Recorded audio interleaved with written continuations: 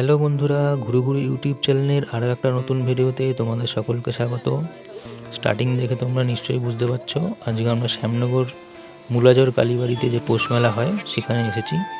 এটা আমাদের বাড়ি থেকে সামনেই, শ্যামনগরেই আমরা থাকি।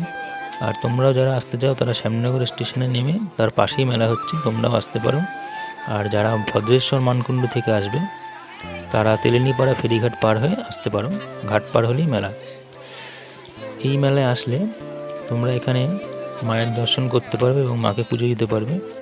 আর তাছাড়া এখানে প্রচুর ডালার দোকান পেয়ে যাবে, সেখান থেকে তোমরা নানা রকম দামের ডালা তোমরা নিজের মনের মতো কিনে নিয়ে তোমরা মাকে পুজো দিতে পারো।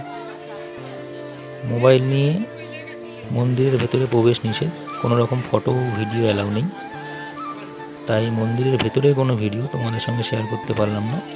বাইরে যে সমস্ত মেলা বসেছে তারই কিছু ভিডিও তোমাদের সঙ্গে শেয়ার করলাম। এইটা হলো রাধাকৃষ্ণ মন্দির, রাধাকৃষ্ণ মন্দিরের প্রাঙ্গণ। এখানে নানা রকমের তোমরা ফুলের গাছ পাবে, একটি বাগান যা খুবই সুন্দর করে সাজানো। আমি দূর থেকে তুলেছিলাম, মন্দিরের ভেতরে কোনো রকম ফটো অ্যালাউ নেই। দেখো, তাছাড়াও প্রচুর মেলায় দোকান বসেছে, বিভিন্ন রকমের সফটওয়্যার থেকে শুরু করে নানা রকমের কসমেটিক্সের দোকান এখানে বসেছে। এছাড়া ছোটোদের নাগরদোলনা তো আছেই, প্রচুর নাগরদোলনার দোকান আছে। তোমরা আসলেই ঘুরে দেখলে সমস্তটা দেখতে পারবে এবং অনেকটা সময় কাটাতে পারবে।